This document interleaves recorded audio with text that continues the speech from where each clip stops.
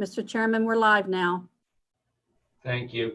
Good afternoon, everyone. My name is Guy Gazzoni, and I am chair of the Senate Budget and Tax Committee. And today we're having a joint hearing with the House Appropriations Committee on the administration's use of the CARES dollars from the federal government. We're also going to have a short briefing on update on the purple line. So I welcome you all on both committees. It's good to see you all. I want to first take the opportunity to welcome Paul Quarterman to the Senate.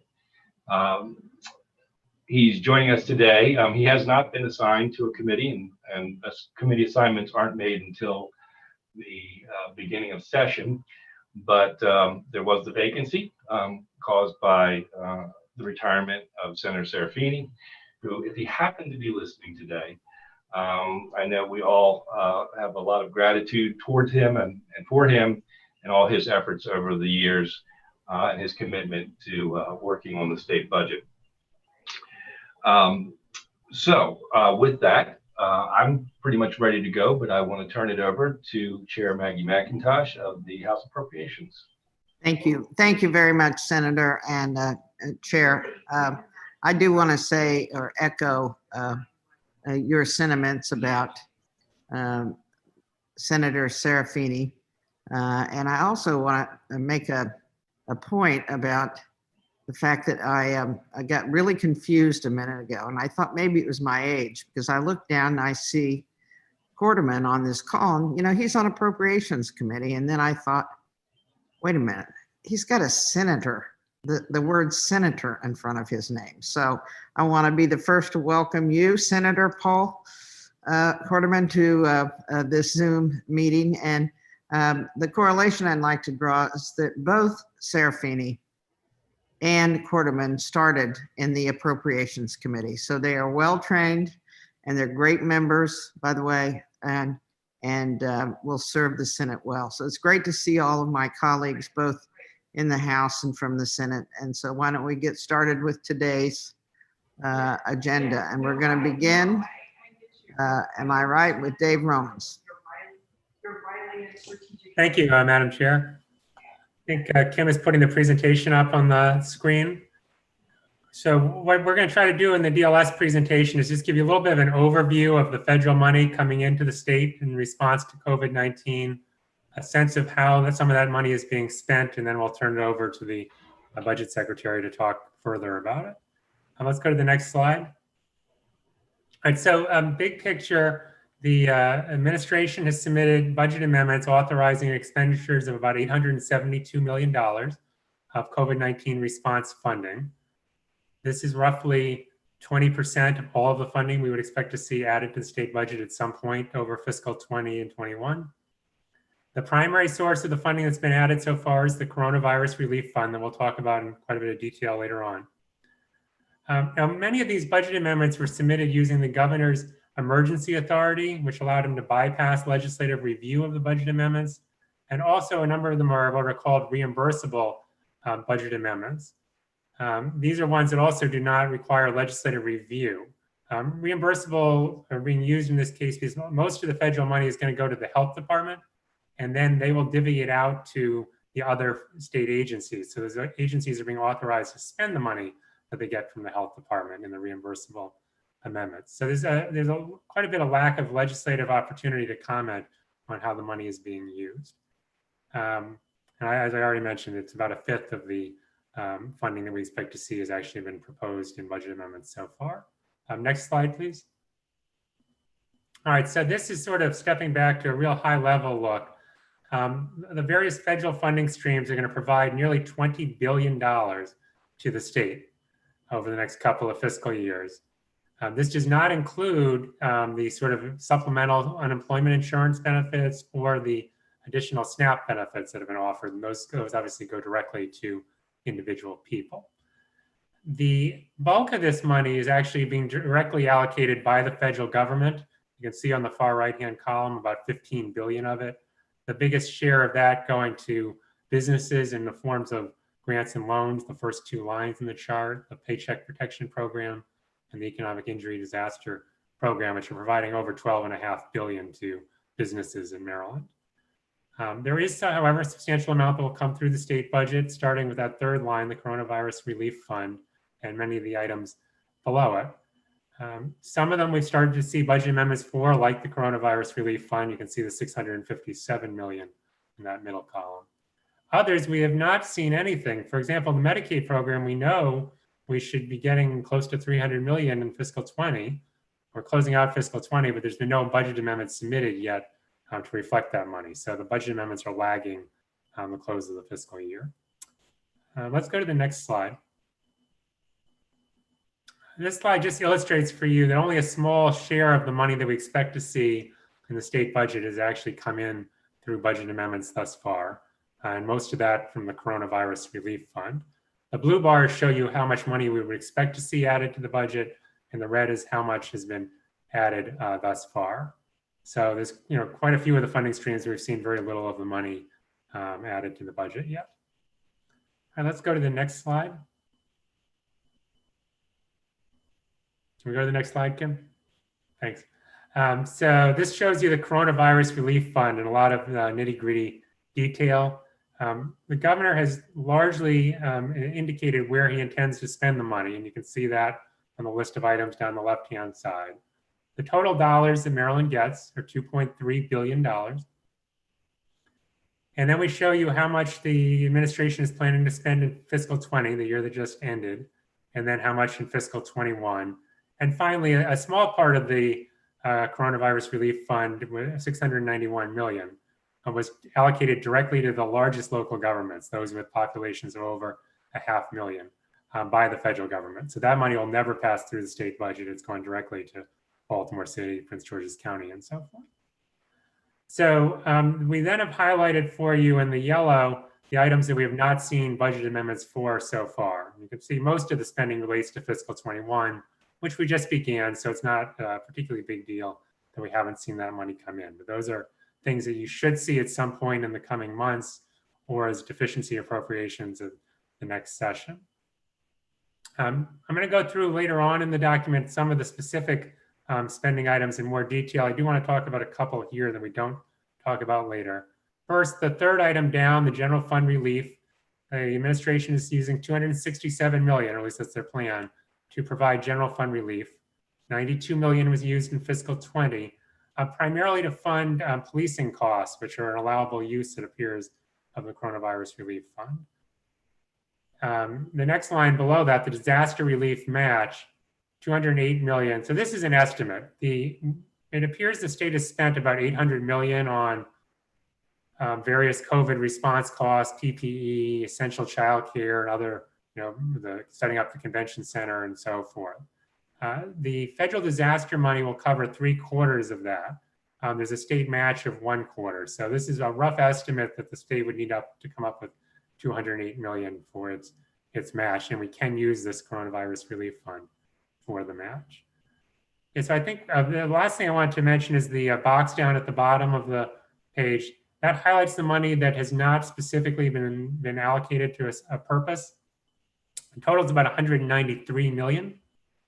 DLS is proposing that $75 million of it can be used to provide additional general fund relief in fiscal 21.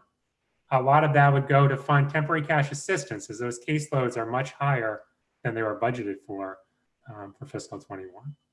And then that would still leave unallocated a little over $100 million. And we may see, as the details of closeout come forth in the next couple of weeks, that some of that money gets used as part of the fiscal 20 closeout. But at the moment, it looks like there's about $118 million that's unspoken for. I think you probably want to hear from the administration more about what they might do with that money. Let's go to the next slide. All right, so one of the topics we wanted to highlight is the business assistance funding.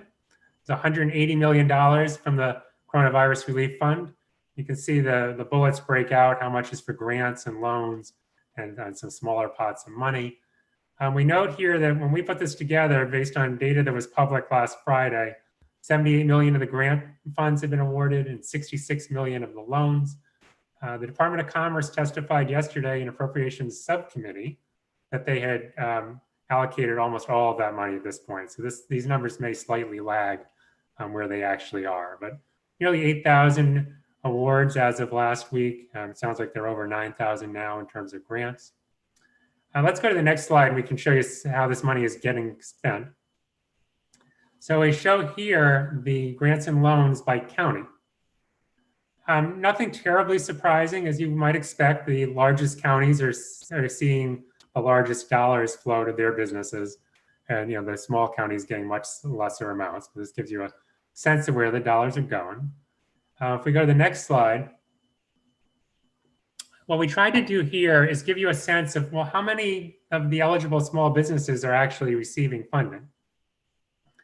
Statewide, it appears about 6% receive grant funds. And you can see the breakdown by county.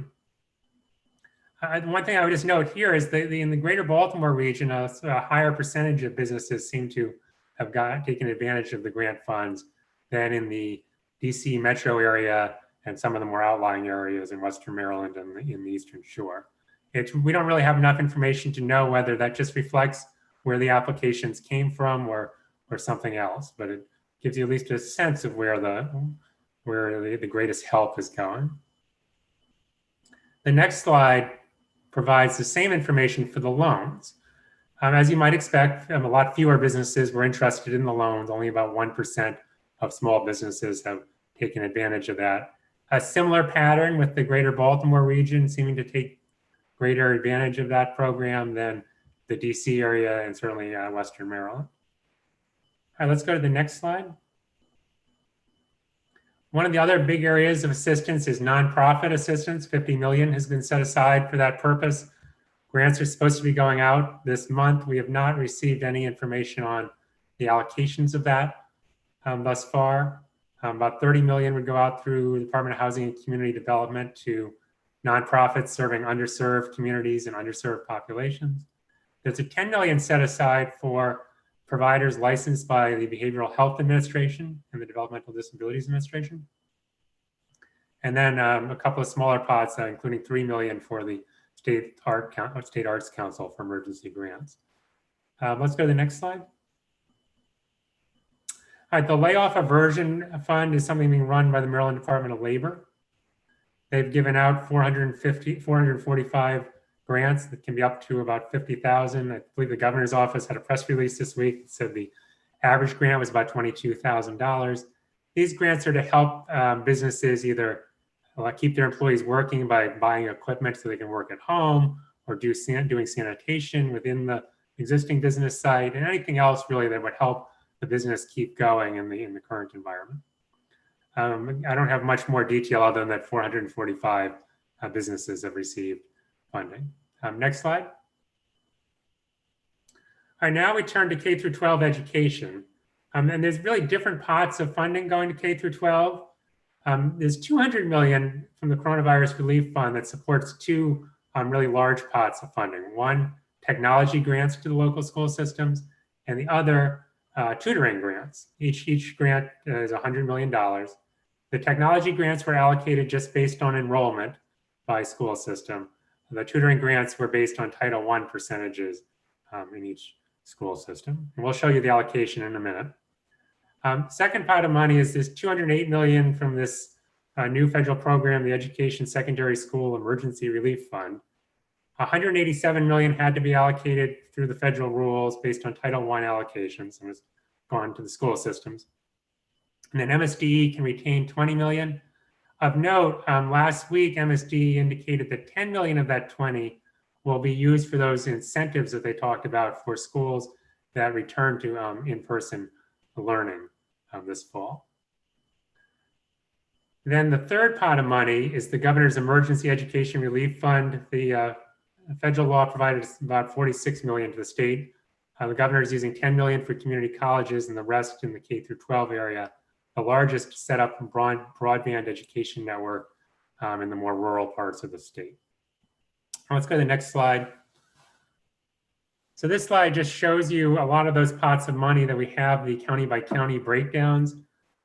Not a lot that I wanted to say about this chart other than let you have a chance to just see where the dollars are going. One thing to note, the CRF broadband, the fourth column of numbers in, shows you the $8 million being allocated to help make sure students have access for this fall. A couple of counties have zeros next to them. And we understand Baltimore County has now applied. Frederick County, it sounds like, has not applied and not expressed interest, and Somerset County is examining whether they can use some of the money. There's still about $2 million that was set aside for this program that's unallocated. So there is more money that could go out if those counties express interest. All right, let's go to the next slide. I think I've really already covered this broadband, so we can skip this one. Go to the next slide. All right, so higher education, again, there are 3 pots, and it may actually be easier to talk about this off of the next slide, which is a nice picture. Yeah, so there's 3 pots of money, and the red bars represents the coronavirus relief funds. This is money the governor has elected to provide to higher education. He's providing $90 million across fiscal 20 and 21. The money is going to be used by the higher education institutions to pay for policing costs, which will give them some budget relief, and also to help them with sort of COVID-19 related costs, which could include distance learning, testing, and so forth, purchasing PPE and so forth. And that money is almost exclusively going to the public 4-year institutions. A small amount is going to go to Baltimore City Community College. We may be slightly understating the Baltimore City Community College money, as that just reflects what they actually have received for fiscal 20. I wouldn't be surprised if they get a similar amount in fiscal 21, but we haven't seen a budget amendment yet, so we just assigned it to the 4-year institutions. The second bar, the blue, is the direct federal aid that's going to colleges based on criteria in the federal law. Most of that goes to the public 4-year schools with a set aside for historically Black colleges and universities. And then some to the community colleges, some to MICUA institutions, and then to the other privates as well. And the final piece is that governor's emergency relief fund that I mentioned, the $36 million went to K through 12. This is $10 million going to community colleges for workforce activities. Let's go to the next slide. This just shows you the allocation for the 4-year institutions. You can see by school. One thing to note, the Morgan State University actually is the largest recipient, and that does reflect that direct federal aid included set-asides for historically Black colleges and universities. So you'll see Morgan and Bowie getting perhaps larger amounts than you would see in a lot of other allocations. Let's go to the next slide. This shows you the allocation of the community college funding. Again, and not a lot of surprises here, primarily following where the students are. It gives you a sense of your county's funding. All right, let's go to the next slide. All right, we want to talk about transportation for 1 second. There's $654 million for the MDOT budget coming from the federal dollars. None of it has been brought in by budget amendment yet. Most of it under the federal law is set aside for transit-related activities, as you can see here. And some of it will go to the airport, to BWI. And then there's some direct federal allocations to non-state entities. The most notable, as you can see, is the WMATA grant of $877 million to help support them. So that gives you a picture of where we are in transportation. Next slide. All right, so you do have some active budget amendments in the chair's hands for review and comment. This is a summary. The most notable is the first one, the $124 million, which is fiscal 20 money for the commerce grants and loans, as well as the layoff aversion program is in there. There's also an amendment for adding the federal money that for the University System of Maryland, and some money for DHCD to help with rental and housing assistance. That's coming from a whole myriad of federal funding streams. Similarly with aging, there's a variety of aging programs that got additional money in the CARES Act, and the amendment proposes to spend that. All those monies are really being spent consistent with the existing funding streams for those agencies. There's not any real surprises there. Next slide.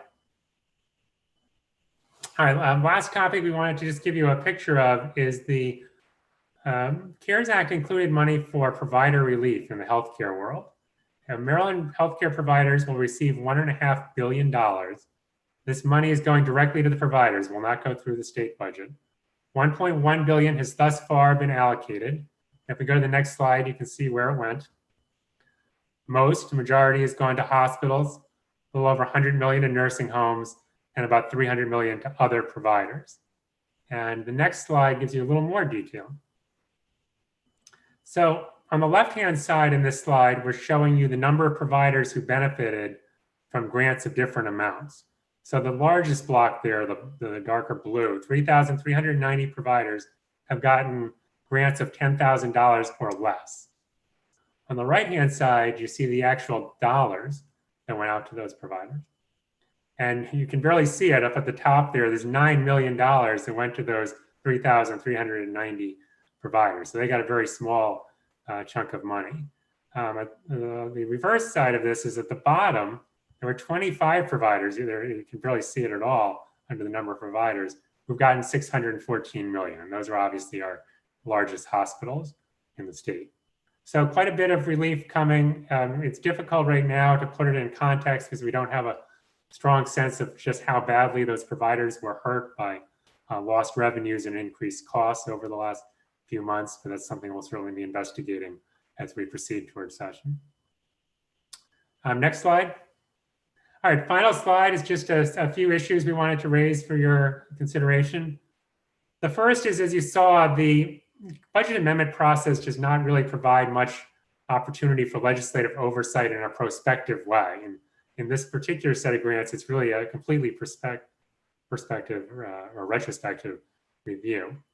So we think one thing you may want to consider is changing the statute so that the next time we get a large new grant, not building on an existing grant, but new grants, that the administration would have to report to the legislature in advance of spending money on how it plans to use the money. So you have some opportunity to comment up front, not just be in this position of sort of rubber stamping the budget amendments at the end. Second observation is that we've seen 657 million of budget amendments from the Coronavirus Relief Fund. The administration reported to the federal government that they've spent over 833 million through June 30th. So this clearly continues to be a lag between the budget amendments and the actual spending of the money. And then I think a question that you would have for the administration is certainly how they're going to spend any remaining CRF dollars that have not been allocated. The two other issues here, we were interested in getting information on those grants and loans for minority businesses. Yesterday, Commerce did present some of that information into the Appropriations Subcommittee, so that information is forthcoming. And finally, we would just note that we've found that as counties are giving out grants and as some of this federal money for the healthcare providers is going out and the state is giving out grants, that there's in some cases a lot of overlap, and some organizations are getting money from all of the different pots. And that may be a very good thing and very necessary, but it doesn't seem like there's any real coordination between all of the money and making sure that we're getting the money where it really needs to go. So it's sort of a thing, an issue with the way Congress set it up, but it does create some inequities. So that's our presentation. Happy to answer any questions. So a reminder to committee members, if you have a question, please do the raise your hand. And I think one has come in.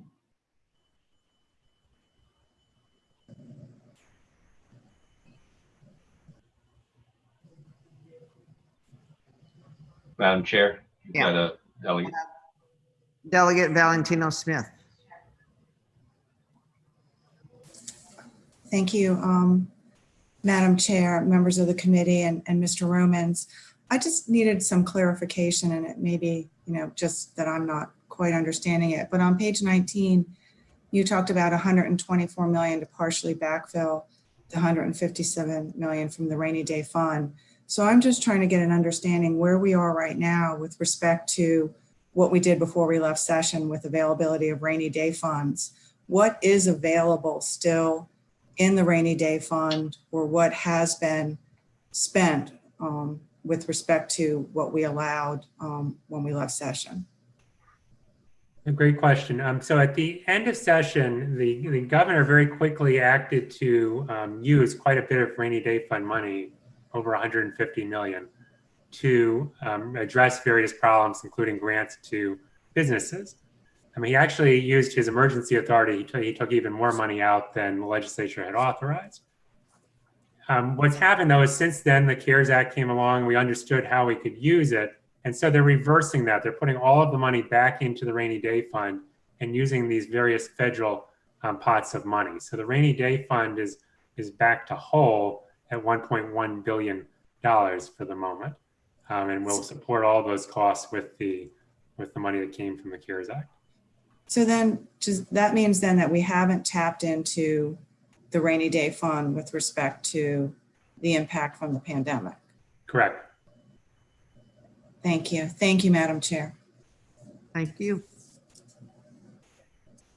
So, Mr. Romans, I have a sort of clarifying question about the dollars, and just stop me anytime I'm wrong in here, but we were based, the state itself, and I'm not talking about all the programs that have come in, because some went directly to various entities, but the money that came to the state was in the order of $4 billion. Is that correct? Correct. And then of that, I guess there was the sort of what I consider the flex dollars, the $2.3 billion, of which $1 billion of it was essentially sent to the localities. So in terms of the $1.3 billion that was simply state flex dollars, what percentage of budget amendment do we have on that 1.3? And then what percentage do we have on all those specified programs, the other $3 billion, let's say, or $2+ billion that were directed to various agencies? What percentage do we have of each of in that large set of money? So about half of the coronavirus relief fund, that flexible pot that actually would be used for state purposes, has been brought in. The rest of the pots of money, a very small percentage, I don't know it off the top of my head, but a very small percentage of the other funding sources that has been brought in. Thank you. Dave, this is Delegate McIntosh. I have a follow-up question also on the Transportation CARES Act money, which is divided among several modalities, MTA, WMATA, so on and so forth. Do we know how much of that has been encumbered or spent and how much is still waiting? I do not know the answer to that. No, I know Steve McCulloch is on this meeting. He might have more information as he's our transportation expert. Or we can ask the secretary when he comes forward. I just wondered if you, does Steve, do you know?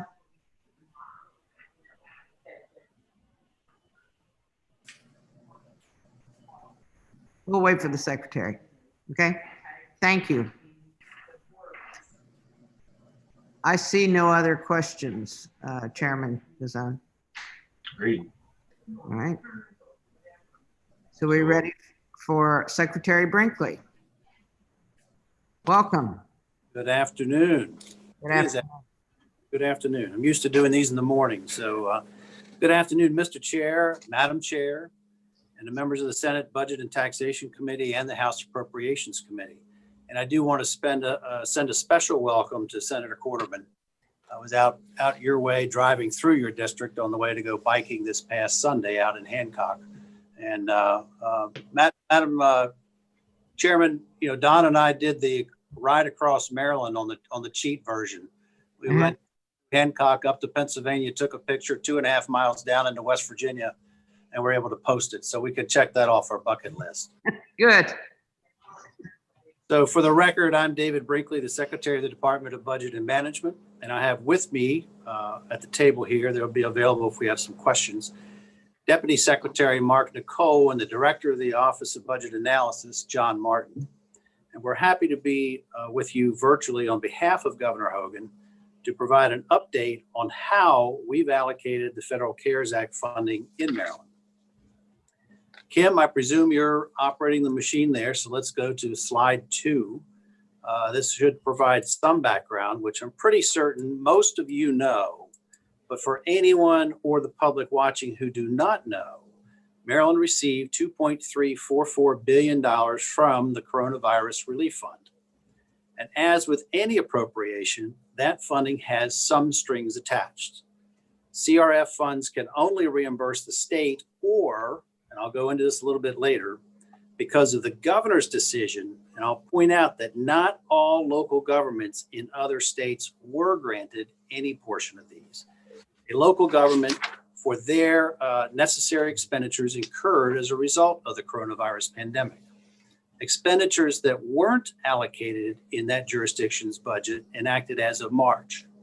These were some of the criteria that they had, and expenses incurred between March 1 and December 30th of 2020. I'll talk toward the end of this presentation about the variable nature, or in at least one instance, contradictory nature of some of the federal government's instructions. And those are some of the concerns that we have here. Next slide, please. Of the $2.344 billion, $691 million went directly to our top 5 most populous jurisdictions. For those that don't know, the Treasury set the criteria of 500,000 residents or more, and those jurisdictions were given money directly by Treasury. Other counties or jurisdictions with less than 500,000 didn't. So those 5 counties that were tapped in directly to Treasury were Montgomery, Prince George's, Baltimore, and Anne Arundel counties, and Baltimore City.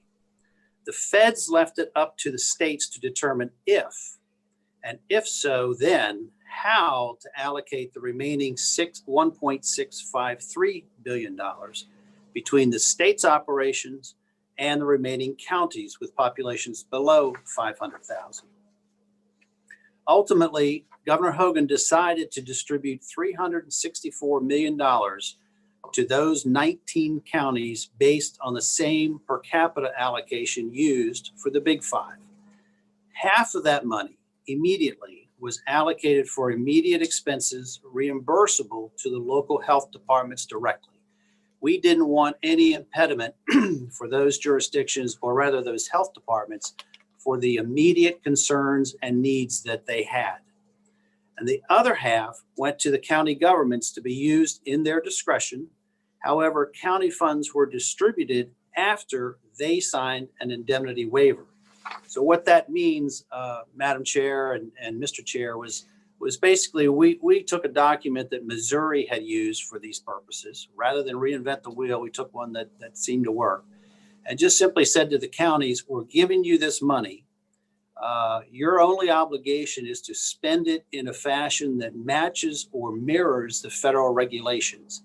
And if in a later audit, the state, because remember the state was charged with that money, the state is assessed or charged by the federal government for misuse or misappropriation or some misinterpretation, that you, our local counties, will hold the state harmless. You'll find some other mechanism to bring that back. We wanted them to have the discretion, but it had to conform to the same restrictions that the state of Maryland has. Slide 5 provides a county by county breakdown of that funding. Rather than read all this to you, I'll just point out that the amounts range from a minimum of $3.4 million for Kent County to a high of $56.8 million for Howard County. Next slide, please, Kim. As for how the locals have been spending that money, we don't frankly know yet, but we do expect some preliminary data shortly. We do know through their federal reporting that the top 5 counties have reported spending anywhere between 13 and 30% of their funding as of June 30th. I sent a letter on August 25th to the other 19 counties requesting their detailed spending reports for that same June 30th endpoint. And slide 7 shows our guiding philosophy behind some of the choices that we've made. Well, I guess I got cut off on this one thing. We expect those reports, one of those reports due September 9th. Yeah, that was, for whatever reason, I don't have that those note pages. So we're expecting those reports September 9th. Slide 7 shows our guiding philosophy behind the choices we're making. As expected, health spending is our top priority during the early days of the pandemic to ensure that we had the infrastructure in place to accommodate the possibly large but precisely unknown impact of the virus. We presumed that most PPE spending would be eligible for reimbursement, so we therefore moved forward on that. And as we assumed, based on early guidance, that we could use the CRF for the state's required 25% match for the FEMA public assistance, thereby leveraging our federal dollars even further. The next slide, please. Eventually, we received more clarity around what qualified for CRF spending, which allowed us to shift the planned business assistance funding away from the rainy day fund. You just had a conversation and a question about how that monies are going back to the RDF, preserving its resources for either non-qualifying expenses or helping us to balance the budget, whatever the need as it presents itself. And confirmation of FEMA's public assistance matching allowed the governor to then announce more than $400 million in additional funding for K-12 education, business nonprofit assistance, higher education, and as you see there, rental assistance. The next slide, please. So what does all this add up to? Our initial report to the federal government reflected our first round of spending through June 30th of $833 million, which represented 50% of the net $1.653 billion that had been allocated to the state. The largest portion of $364 million initially went, as I said earlier, to local governments, but $143 million also went to public health and safety payroll, $114 million on medical expenses, and $106 million in various forms of economic support. Shortly, along with the other on the next slide, I'll go through and we'll dissect even further this $105 million in others. Next slide, please, Kim. So this represents our current allocation. Certainly, we've kept procurement ongoing regarding the pandemic since June 30th. Remember that last slide was as of June 30th. And this slide reflects the most up-to-date figures we can provide you for $1.536 billion, or nearly 93% of the total allocated. No further funding, of course, would be provided to the locals at this point. Public health and safety payroll has more than doubled to $328 million. The same with economic support, which is now $239 million. Medical expenses have come close to hitting the $200 million mark, and we've now invested $110 million in a new category, and you see nearly $300 million in other. The next slides will break those combined figures out. As we go to, this again breaks out, in this instance, the public health and safety payroll. The 328 figure that you saw earlier includes local public health, state agency police, and higher education police salary fund swaps. On economic support, small business assistance, and nonprofit assistance programs. That was initially not one of the conversations people were having about nonprofits, and the governor chose to expand us in that direction. On medical expenses, it includes all types of PPE and medical equipment. It represents $600 million in FY20 expenses, plus an estimated $180+ million in outstanding DGS invoices. The CRF share of this is 25%. And later in some of my comments, I'll reference yesterday's Board of Public Works, where some of these bills were certainly paid. And then on distance learning, the $110 million, there's $100 million for K-12 technology and $10 million for the rural broadband. This next slide gets into the detail of that so-called other category. When we had this presentation initially, this is one reason why it was delayed. I wasn't comfortable in sharing with you a $297 million of miscellaneous. And so I asked my team to break it out further just so that we could go down into this detail. K-12 targeted tutoring is $100 million of that. The response pay that we implemented to ensure that we get people to show up when it comes to correctional facilities and police facilities, $75 million. Higher education's PPE of $43 million. The DPSCS non-personnel costs of $18 million. University of Maryland, Baltimore School of Medicine, $15 million. The food assistance of $10 million. Madam Chair, I don't know if you recall, but early on, the food bank reached out to us for an immediate pool of money for assistance so that they could purchase products and get them out for people to consume. So that was something we did early on. The rental assistance of $10 million.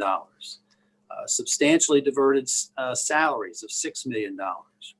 Telework technology for our agencies. And I think Cindy got to me a report the other day that we're at a very high proportion of state workforce now being able to work in a telework capacity. And I think it certainly is more than half of the state workforce is doing that.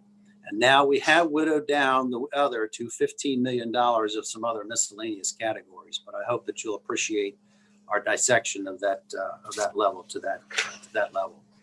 So if you turn to the next slide, Kim, you'll see here that we have anticipated the CRF fund balance that we have still to work with or to accommodate any changes. I'm going to come back to that aspect from the federal government of $117 million. In Mr. Roman's slide 4, his estimation of it was $118 million. So we aren't that far off, and the communication is successfully going back and forth. The administration is proceeding cautiously with additional CRF funding, spending at this time to ensure that we have sufficient resources in case of another wave of the virus or co-wave of the virus if it hits with the flu, and to serve as a hedge against ever-changing federal guidance as described in the following slides. We are ensuring that all of this CRF funding is going to be spent, but it's going to be spent wisely and appropriately. Now, when I made a reference to the ever-changing guidance that we're getting, here's a document, trying to hold it up so people can see, that just came last night to give us some more direction. It's an 8-page single-space document. And interestingly, this one, I'll touch base on it in a bit, affirms one of our beliefs earlier that was contradicted by the federal government just last Friday. So if we go to the next slide, please, Kim. With ever-shifting and sometimes even contradictory guidance about the allowable uses of the CRF, we've had to act extra prudently when spending this money. Both the Treasury and FEMA have both been guilty of this. In fact, as I showed you last night, this presentation was completed. I want to give you 3 instances where we've gotten conflicting guidance. Some PPE may not be eligible. Some expenses may or may not be able to be swapped. And then the most absurd one that I can think of are respirators. Early on, we were told we had to secure a large batch of respirators. And in fact, you even saw in Michigan, certain automotive factories were transformed to produce respirators. Now the medical guidance is saying we don't so much need people on respirators. There are other medical protocols. So FEMA came back and told us that all these respirators that we had purchased, and I don't know what the number is off the top of my head, but all these respirators that we went out and purchased and competed against other states for, we can only utilize the CRF funds to accommodate the depreciable value of those respirators. For 1 year period. They might have a 5-year useful life, but we can now only use it to accommodate 20% of the purchase price. And now we're not even necessarily needing to use those all the time. But and I think I heard something on the news last night where now we have a tremendous surplus of respirators since they build a lot of these in those automotive factories. And we may not be able to use those monies or our current indication to reimburse ourselves for that aspect. Kim, the next slide, please. So we were just faced with a potential new challenge, guidance relief from the Office of Inspector General. Last Friday runs contrary to prior indications from Treasury, and this is where I say even last night's indication, that public health and safety payroll expenses are presumed eligible for CRF funds. So, we'll have to see. Last night's guidance affirmed the original intent, which is what we've been basing our decisions upon. So I'm just making you all aware that there's a, potential glitch there. So naturally, we're hopeful and optimistic that the $325 million that we have already spent on that is ultimately covered. Because a good chunk of that will help us further close the general fund budget gap that we have, and some of the cuts that we'll need to enact to bring us back into balance. So I would direct the members of your committees that if you have specific questions about the products that were purchased or the companies with whom the state has contracted, I'll direct you to DGS's Office of State Procurement or the Maryland Department of Health. And yesterday's item A12 from the Secretary's agenda at the BPW meeting contains an exhaustive accounting of $683 million of emergency procurements that had been made during the pandemic. Everything valued at $50,000 or greater is listed there for your review. Madam Chair, Mr. Chair, I appreciate the opportunity to appear before you to testify as to Governor Hogan's budgetary response to the tangible demands of the coronavirus pandemic. As always in situations like these, and let's remember, there's no textbook for how we're supposed to deal with this. The data I've just given you serves only as a snapshot for a certain point in time, and future reports may tell a very different story. I trust that this testimony has helped clarify where we stand today in terms of the CARES Act spending in Maryland. This concludes my prepared remarks for today, and I'm prepared to take some questions. But I'll just point out to you that there's been an awful lot going on, not just in our worlds, but certainly in the state's world, in trying to, and I applaud the governor for getting very far ahead of this, ensuring that we had the resources available to deal with the unknown. And now we face the fall with potentially two unknowns. We don't know where this is going to go. We're optimistic that we'll have some type of treatment, or not so much treatment, but I guess a vaccine available, not just for our healthcare workers, but publicly available. But we don't know how that's going to intermesh with any type of flu that we might ordinarily experience. I encourage you to get your flu shot. I have to get mine. But now we're just trying to make sure that we have some of the resources so that we can react quickly. David, don't worry. There are going to be plenty of amendments coming to you very shortly. I know that they're up here working on this. We have been, Madam Chair and Mr. Chair, trying to deal with the closeout on 20, and staff's first attention has been to deal with that. As we move forward, we had certain restrictions based on people having to telecommute. Some people had to come back into their offices to deal with the closeout. And I understand that we have all that that data is in. Is that correct? I'm getting some nods of assurance. And on the heels of that, your staff is going to be inundated with all sorts of amendments, just dealing with the 20 aspects. So we're prepared to take some questions. And I guess if I have to refer to one of these two gentlemen, rather than us switch computers, I'll just ask them to move around and use my computers. Theirs are on mute, so we don't end up with a lot of technical, I guess, feedback or squealing. Thank you, Mr. Secretary. First up is Senator Rosapeth. Thank you very much, Mr. Chairman. A lot of good information here, Mr. Secretary, and David, thank you very, very much for this. I have one, it's a micro question, given how many issues are on how big it is, but it's one that I've been following.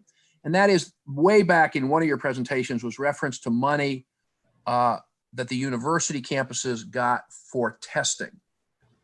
And one of the issues that I've been working with the university system and particularly with College Park on is trying to minimize the extent to which we're using university or state money for testing and instead making sure that it's covered by insurance. I don't know whether you had the answer today, but it seemed like there were tens of millions of dollars that you were reporting as being used for testing at universities. It is my strongly held view, and we can talk offline, that that can all be covered by insurance. And so I'd like to get some information on that to pursue that, because the money can then be used for other things instead of paying for testing. Good question. We'll find out, and that might be something we direct through the health department. But I also saw in that one portion that we dissected down, there was a small portion that went to the University of Maryland in Baltimore. I don't know if that's the hospital portion or exactly what, but that was to help set up the state lab that is doing some of the testing. Oh, so Mark tells me that was to set up the state lab, which is doing some of that testing. But you might be right. There might be some insurance reimbursability as a result of that. We'll find out. Good question. That'd be great. Thank you very much. Okay, Delegate Henson. Thank you, Madam Chairwoman, and thank you, Mr. Secretary. When we last convened, I asked about the governor's mobilization of the $30 million in CARES funding for rental assistance. I know that everyone's probably aware that DHS and the CDC issued a moratorium on eviction. So it's going to be more important now than ever to make sure that resources are a part of that, part of what's available to our landlords and our renters as well. I noticed the 10 million that was in the presentation, and I believe that's because the additional 20 went for the block grants. Can you give an update on the mobilization of that money and how close it is to being able to be in the hands of landlords and renters? I'll turn it over to Mark, because I know we also had DHCD involved in some of that there. For good afternoon, committee members. This is Mark Nicole, Deputy Secretary at DBM. We will have to sort of follow up with DHCD on that. I know there were sort of two different sort of streams of funding, one that was going through to the local governments and one that was going through to landlords of projects that had been state funded. So we will certainly follow up very in quick order and get that information back to you. That's good. And that's a good point too, that some of the locals I know that I saw in some of the reports that we had, those that have a large agriculture community use some for agriculture aspects, but they can also use it for rental assistance and anything else that we have here. But we'll get back to you on where that went, because your question directed it toward DHS, and I think DHCD proved to be the better vehicle to deal with some of that. And it seems to me that the 10 million we have here is the federal portion, but I thought there was another 30 million of state money that had been allocated. Did that include the 10? No, it's 10 in coronavirus relief fund and 20 million from the community development block grant that came through the CARES Act, another portion of it. Did you all hear that? I didn't know if you heard what he just said. It was 10 through this portion, and then another $20 million through the what? Community development block grant. The community development block grant, which was a separate pot of money from the federal government that they'd sent perhaps down directly to DHCD. Is that right? I think so, yes. Yeah. Thank you, Mr. Secretary. Sure. Senator Elfreth. Thank you, Mr. Chair. And to build off of my distinguished colleague from District 30, my delegate's question, this is clearly, rental assistance is clearly an issue that's relevant and important to all of us, particularly here in the city of Annapolis. In July, I know Deputy Secretary Nichols had mentioned perhaps going after FEMA money to the tune of possibly $120 million to add to that pot. We appreciate that the feds are changing the rules or kind of drafting them as they go. But is there any plans to increase that $30 million pot of rental assistance money? It's going to continue to place, pressures is being placed on our constituents who are unable to pay rent, unable to keep roofs over their heads. And when the eviction moratorium is lifted, we're going to see real problems in our communities. So what is the plan moving forward? With all due respect, 30 million is a great investment, but it's not going to be enough to help our constituents. Right now, we have a lot of different requests that are coming in to try to deal not just with that, a lot of other issues that we have. The performing venues, the performing arts venues have made a $25 million request to help them out. We might have identified another pool of money that we could utilize some of those monies that are already state funds that we think that would be a similar type of aspect. So as we're trying to compile all these other requests that we're getting in, that'll be one of the items that we lay out for the governor's consideration as we're trying to ascertain where we're headed with it. Exactly where that's going to end up. And again, that one item that we have, I referenced three things that were in flux from interpretation, but that one item where the Office of Inspector General said, no, you can't. Everyone else is saying, yes, you can. We've already accounted for $300 and some million for that. And that eats up not just the surplus that we may or may not have, but another 100% over and above that. But you're right. We acknowledge that, the rental assistance is going to be a challenge. That was why one of the criteria that Mark just referenced was to ensure that those property owners that are in state programs, they're providing some type of an agreement and they have an agreement with the state. What they're doing is the money was going, as I understand it, to the property owners to relieve the rent burden that was due by some of those people. They've already satisfied certain criteria, that they're eligible for that type of assistance. And we want to ensure that everybody there is tried to held as harmless as possible. We're not going to hold everybody harmless, but we're trying to grant a broad spectrum of relief in many, many, many different areas that we see that we have needs. Thank you. But that aspect, Senator, and to the delegate before, Delegate Henson, we're painfully aware of those needs and those demands. Thank you. Thank you, Mr. Chair and Madam Chair. Delegate Solomon.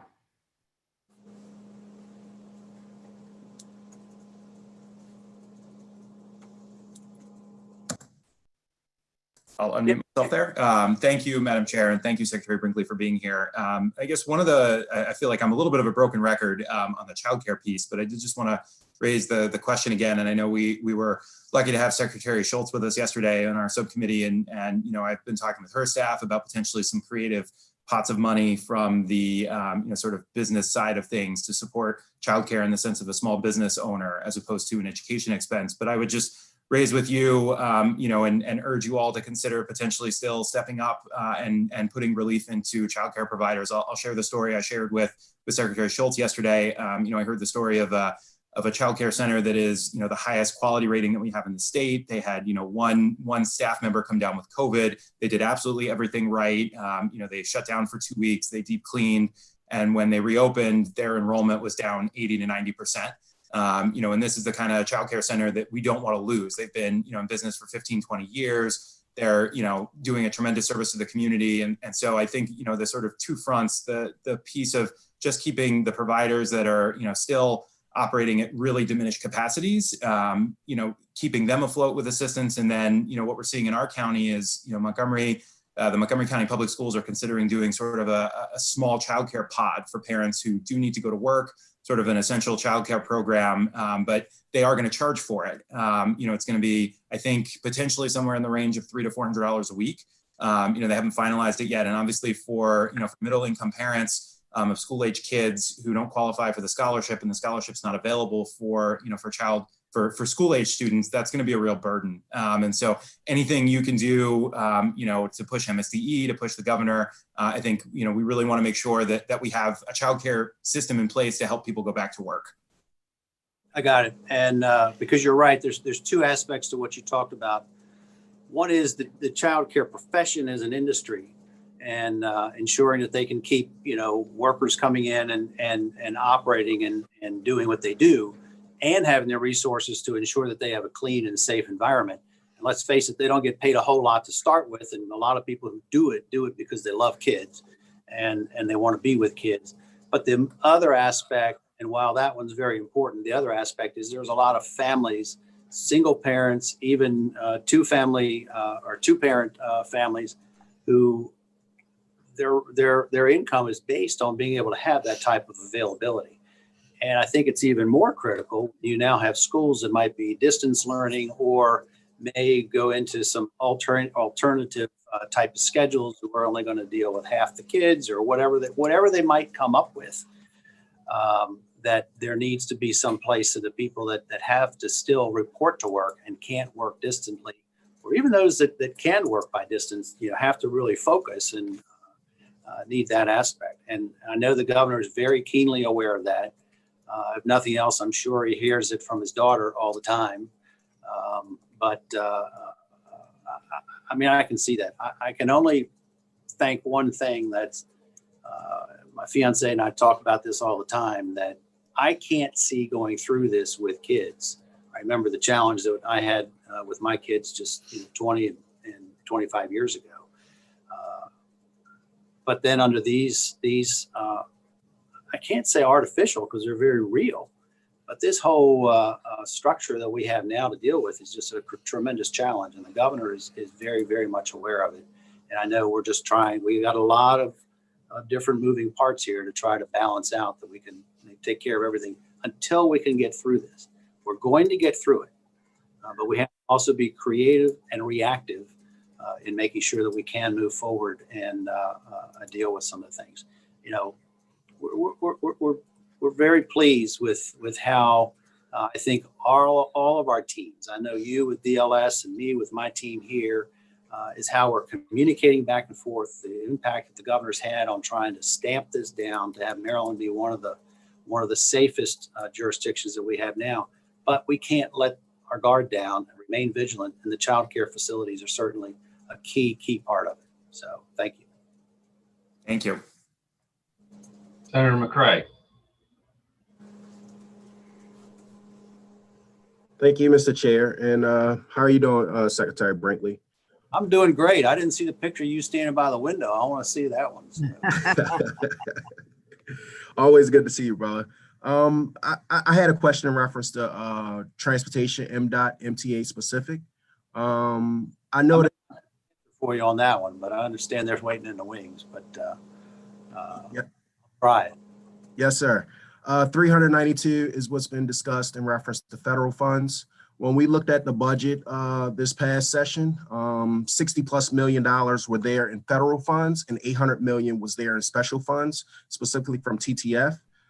Could you let us know how much of that 392 will be going to fiscal year 2020 and fiscal year 2021? And also currently, what would the budget look like out of that 800 million going towards the MTA specific? Are you talking on the transportation side? Because I don't have access to some of that off the top of my head. Is this? Yeah, I think MDOT may be able to answer that question coming up. MDOT will be able to take care of that when Jackie gets on the call there. I wish I could help you off the top of my head, but I can't with transportation. Thank you. And Mr. Chair, if it's appropriate, if I can ask the question, I guess when MDOT comes up for the purple line. Absolutely. Thank you. Yeah, Senator McCray, you and I are headed down the same path. Delegate Valentino Smith. Thank you, Madam Chair. I have two brief questions for Secretary Brinkley. First, good afternoon, Secretary. I know that you understand all too well, because you sat in our seats, the oversight responsibilities that we have with respect to spending, having been where we sit in your prior life. And I recognize that at the end, in terms of timing and all, you referred all of us, I think, to the GAO website for the contracts and how the money was spent with respect to the CRF. DGS website. BPS website, okay. So I haven't been able to click there real quick, but what I'm trying to understand is when we get to that website, in addition to the contracts that are awarded, will we be better able to understand, and if it's not there, how will we understand how the decisions were made to award the contracts and who was in charge of making those decisions and who was establishing the criteria that was necessary in order to meet the availability of the funding, and who developed that criteria, and actually who made the decisions or was responsible then for actually awarding the contracts, be it for the PPE, ventilators, or testing, or any of the other contracts, and how we'll understand the process, not just who received the contracts. Great question. And, right above me in this building physically at 45 Calvert Street is the new Office of Procurement. And they were very diligent in working with certainly our team, but procurement, DBM, and the Department of Health created a special work group to deal with some of this because we didn't really know number one, what was out there. Number two, they had to listen to what was needed for what was out there, and then had to stand in line to try to purchase a lot of this. So I think that question is something we all want to know more about, and it would be better directed to the procurement team as to how they move forward, because exactly what you're going into, some of the emergency procurement standards, you'll see when you go to that A12, some of the different vendors that they had utilized. In some instances, they used many of them. And it might lay out some of the criteria for that. Sometimes the DBM, not the DBM, the DGS and the BPW work group or the workbooks there will lay out who all the vendors were, what some of the issues were. I don't recall by glancing on that whether they went into that detail. I do know that they had everybody there listed over $50,000. And so some of the criteria for what you're asking might be found in there. And if it's not, I know that Bob right upstairs and his team probably could direct some of that. Did you all want to add that? All right. Thank you, Mr. Secretary, for your willingness to help us understand the criteria and who established it. Madam Chair, can I do a quick follow-up question with respect to the good legislative team from Annapolis that was talking about housing? And I know you went through the fact that $30 million so far has been allocated. I don't imagine that I'm alone in my office when, after unemployment claims, I'm starting to get the most concern from constituents about housing insecurity and whether the 30 million is sufficient or not. But you said, your very sincere term was you recognize that it's a problem. And so what I'm trying to understand when we say it's a problem is there an analysis going on right now with each of the jurisdictions with respect to the pending number of evictions that may or may not be sitting in or with the various sheriffs and court systems, and some basis for doing an analysis statewide of what the extent of the issue is, and the extent of the recognized problem, so that the decision can be made on whether 30 million is sufficient or not, or whether that is something that you need to tap into the rainy day fund for, or the unused CRF funds. I don't know that I was being sensitive, but yesterday when the governor said that the legislature left him with nothing, maybe I'm being overly sensitive towards being able to do something about rental assistance, and that he was waiting for the federal government for more money. It looks like that, and indeed with respect to the rainy day fund or some leftover CRF funds are unspent, that there may be some opportunity to help with that. So I guess, how are you assessing the extent of the problem? What are you believing the extent of the problem is? And can you help keep us briefed on that? Yeah, the agency, I think, that would have their finger on the pulse exactly DHCD, because that's exactly what Ken has been dealing with, even non-coronavirus environment. Certainly this has created a spike, but I'll find out from him what he's got, and we can also combine any other resources that we have. I'm sure the Attorney General is concerned about it. He's reached out on one level about where we stand on that, and also just trying to gain some type of relief. We had a request in here, I think, for $5 million to help with legal defenses for some of these same people. So that's another item that we have, just so they can have some other venue of assistance. If they're going to be taken to court, they need to have some type of help there.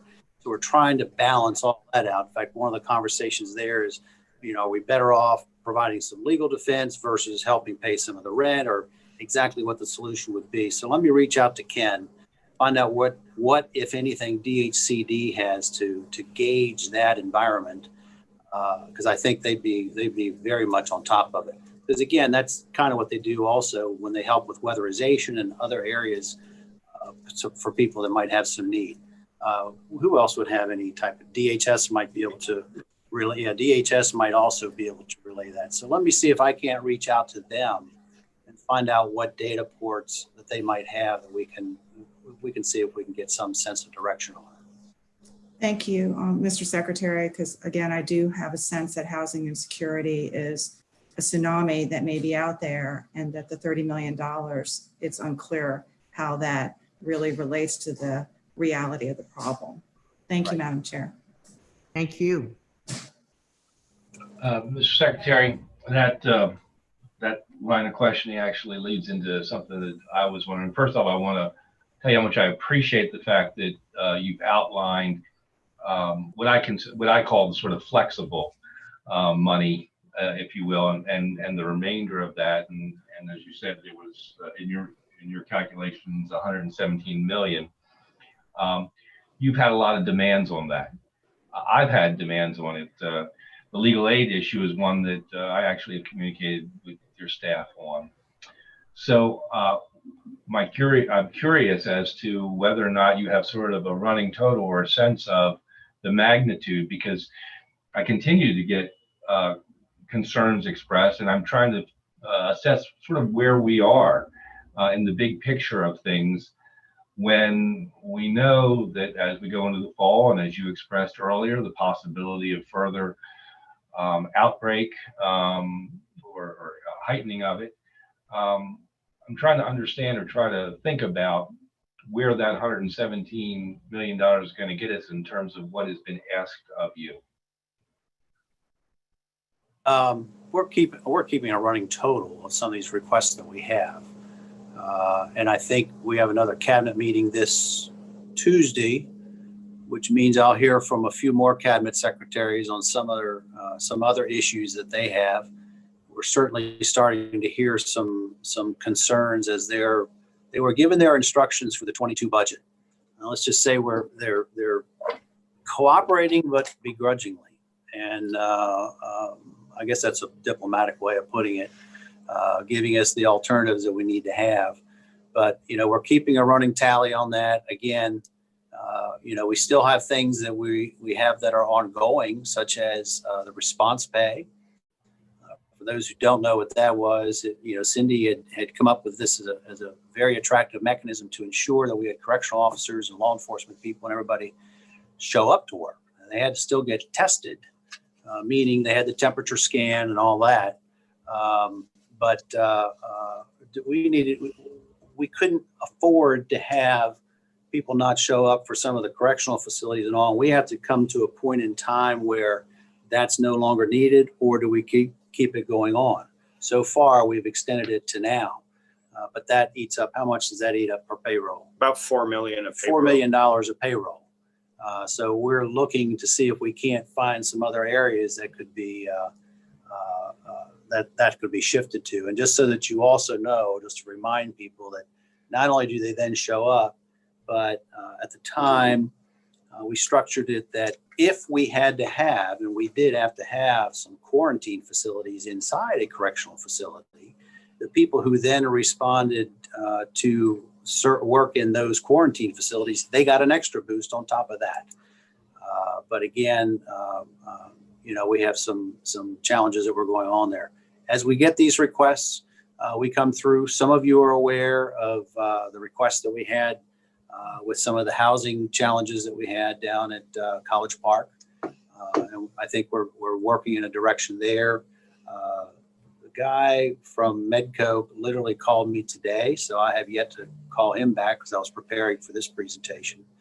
So I'm going to have a conversation with him at some point in time. But we have all these competing requests that are ongoing. And again, our point is to make sure that we have the facilities and the equipment in place to deal with the public health emergency, then take care of some of these other needs that we have. And the governor is certainly focused on trying to ensure that we can get back up to operating when it comes to making sure that some of these private facilities, and by that I mean our businesses and our employers in that context, can weather the storm as best as possible. We had the one conversation on child care facilities, but because they serve two different purposes.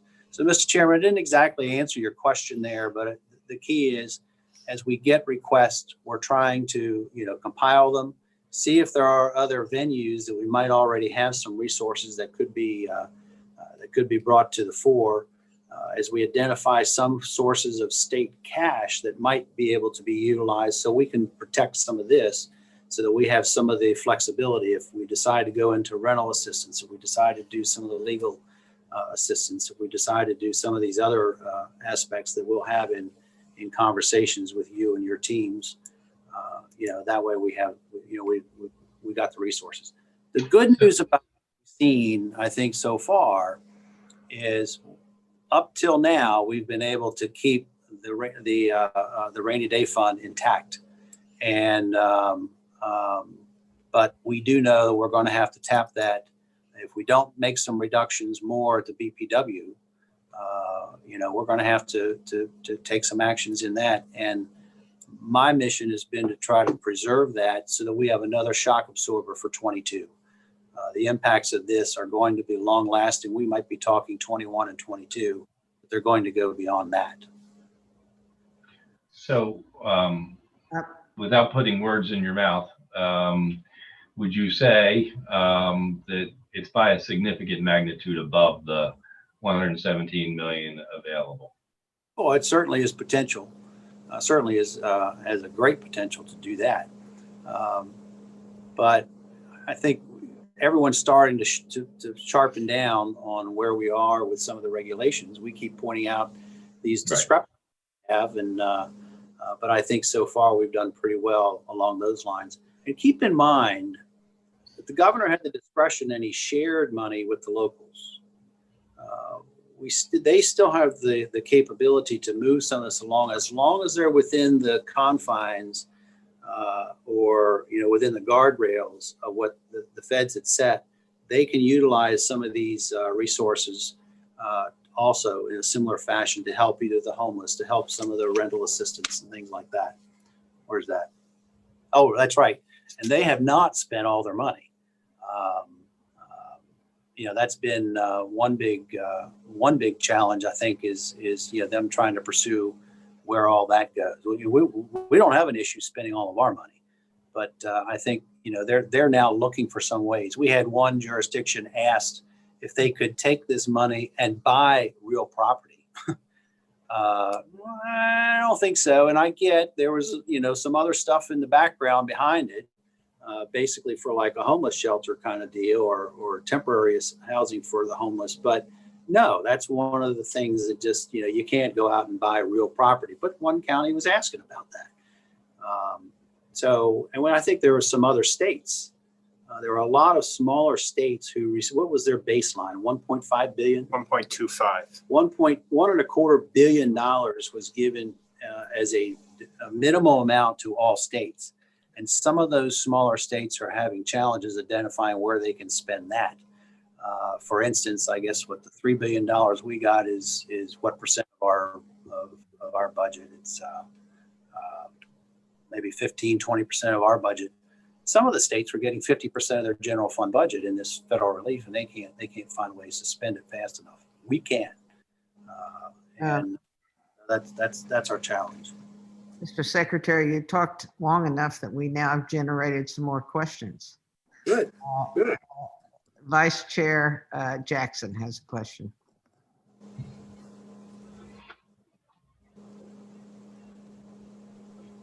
Sheriff, where are you? Hit your unmute button. All right, got you. Thank you, Mr. Secretary. Thank you, respected chairs, for this presentation. Mr. Secretary, I see that there are a number of funding mechanisms in place regarding K-12, dealing with MSDE's learning management system, dealing with broadband. I'm the House Joint Chair for cybersecurity. How many dollars built in to ensure that these systems are secure, since the majority of the school systems have decided to go distance learning for the first semester?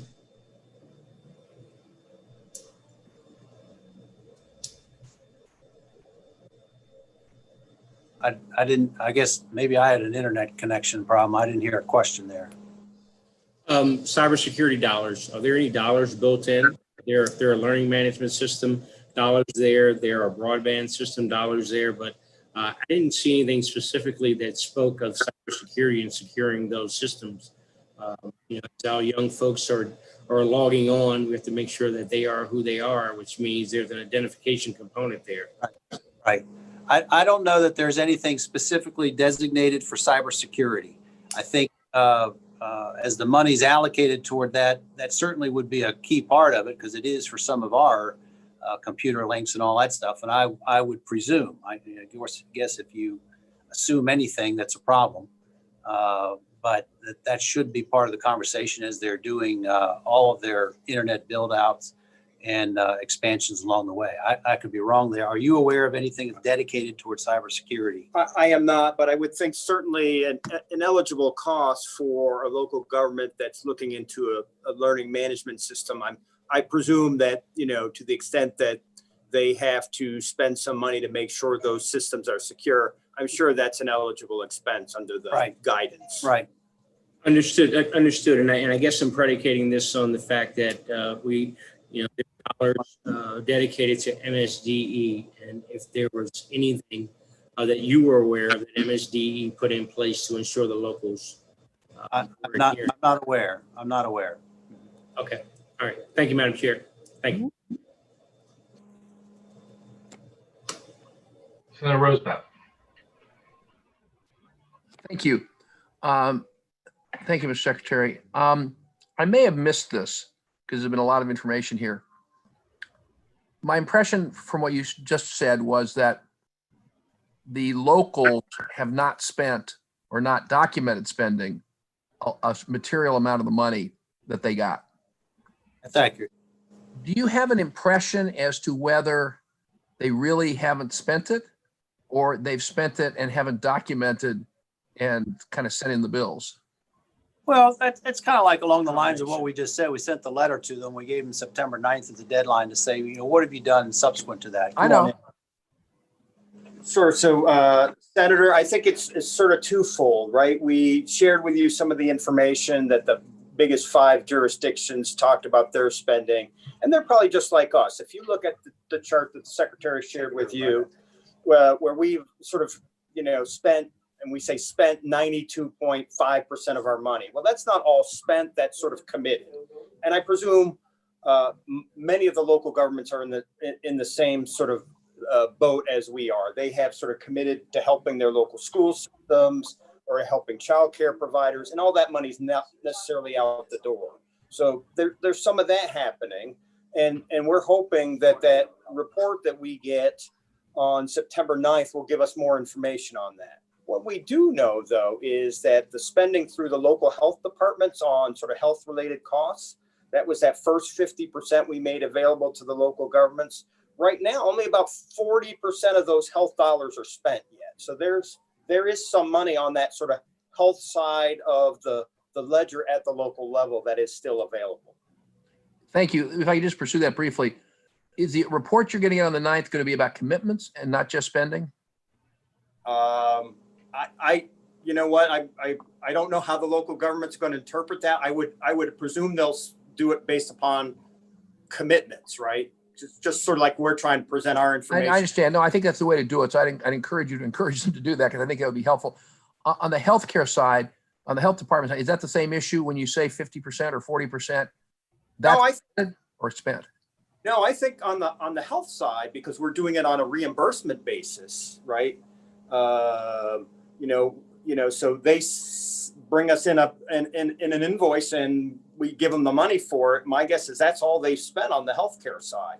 So, you know, obviously we're going to have, and there's lots more conversations to have on the healthcare side with regards to contact tracing, testing, and how those expenditures in the end sort of get charged, and, you know, what happens with the sort of, you know, second wave kind of costs. So certainly that you could say that local governments will be, they are in a good position to handle any sort of a surge in costs or surge in cases going forward there. Mr. Chairman, if I might, one more and then I'll shut up. Is you could say it the way you said it. The other way you could say it is that the reason we haven't done as much testing and tracing as we should have been doing is we haven't been spending the money we have to do the quantity of testing and tracing we should be doing. And so I think getting that data would be very helpful. Thank you. Thank you. Delegate Corman. Thank you, Madam Chair. I thought the senator from College Park was going to touch on this, but Mr. Secretary, since you brought it up, you mentioned the Medco College Park situation, and I just wanted to, one, flag that's not only at College Park, Towson has a similar issue, and two, I appreciate that you've been engaged with Medco and working on a solution. Would you be able to provide the committees with a little bit more detail about what we're looking at? Nope, I can't, not yet. Are you aware that it's also an issue at Towson? I'm aware that it's a Medco thing, which would be applied to any of the facilities that they might have. So I would imagine that applies not just to Towson, probably Frostburg, probably Salisbury. So that's why I think the conversation has to take place with Medco, since they're the ones that have the leases signed. College Park and some members here certainly brought it to our attention. We started the conversations, but I'm anxious. The ironic thing is I heard from members of the legislature, I heard from College Park. I have not had a conversation with Medco, and I even made that statement. And now I've got a voicemail to reach out and have the conversation. So I'm anxious to hear what their side is. Thanks. I mentioned Towson in particular because they've gone all virtual. So I hope you have a fruitful discussion with them. Thanks for your work on that. Right. Sure. Thank you, Madam Chair. Thank you. Thank you very much. I've got one more. Senator Solling.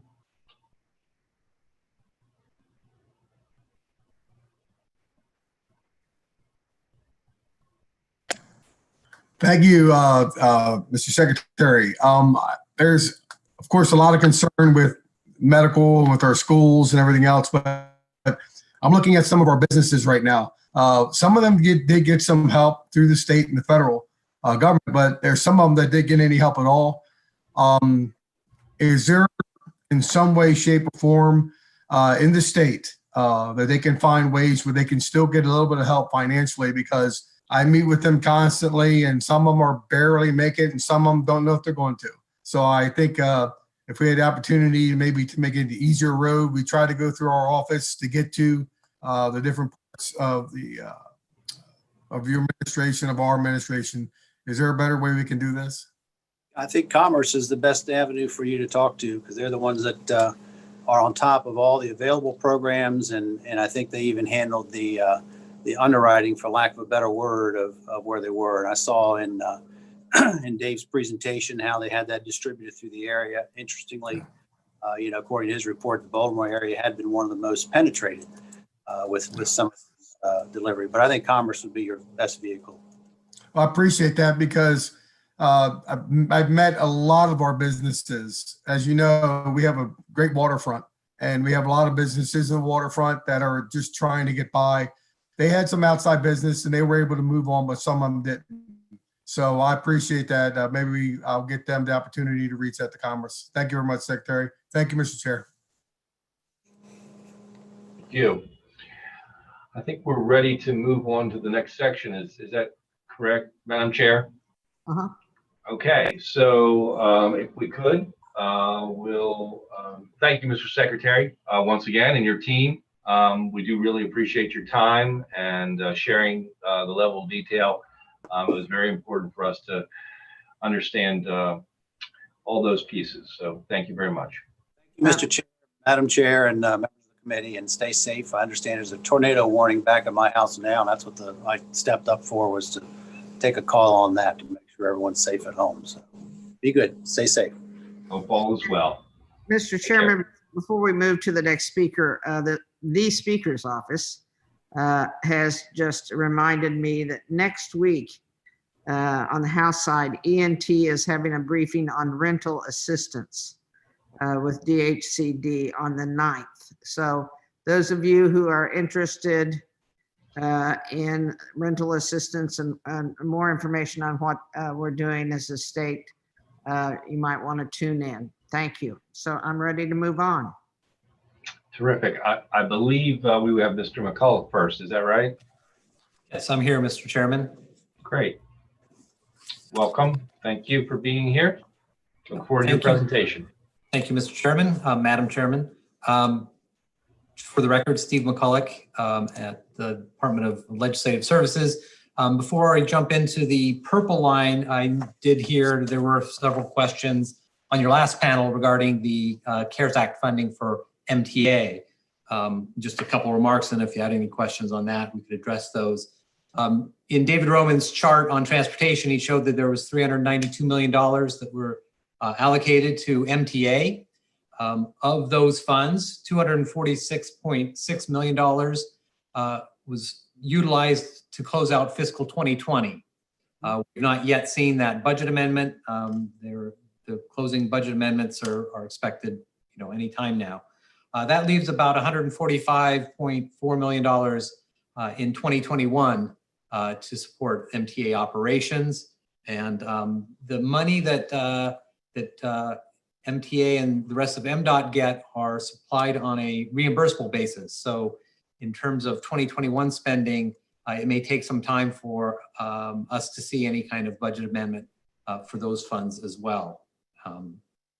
With that, I'd take any questions on budget, or I could proceed with the purple line. Mr. Chair, I have a question if it's okay. Let me raise my hand. That's okay. You can go ahead. Thank you. Senator McCray. Mr. McCullough, first, it's always good to see you, and I hope your family's doing well. Thank you. In reference to the budget for the MTA administration, there was about $60 million for federal funds. And I think I got my federal funds answered very clearly in reference to the breakdown.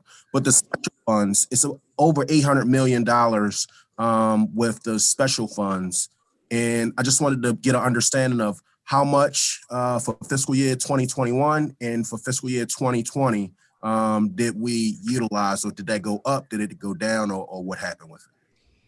So the special funds you're referencing are the transportation trust fund dollars that are supporting the operating portion of MTA, the MTA budget, along with the rest of the modes of transportation. So as you're aware, the trust fund revenue projections are down from pre-pandemic levels, and that is what is being addressed through the CARES Act funding and the operating budget reductions that the department announced yesterday, or excuse me, on Monday, on the 1st.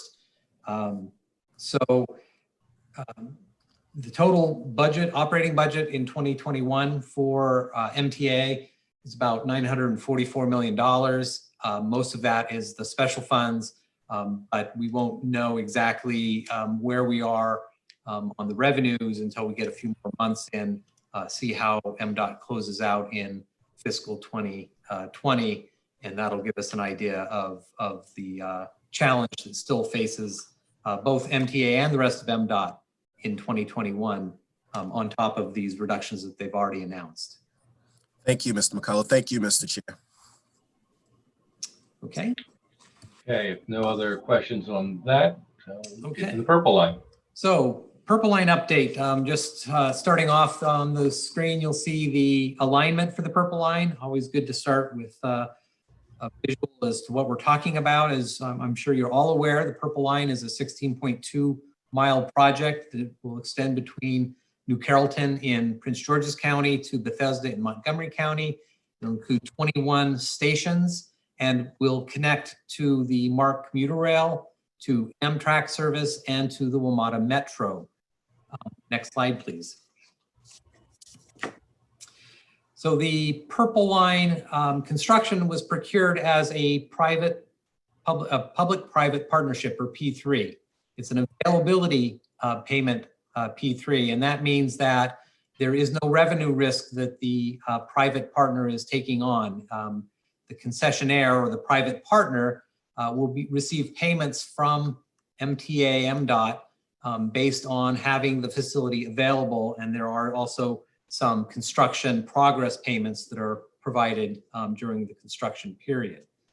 The Purple Line Transit Partners was selected as the concessionaire, and they will construct and operate the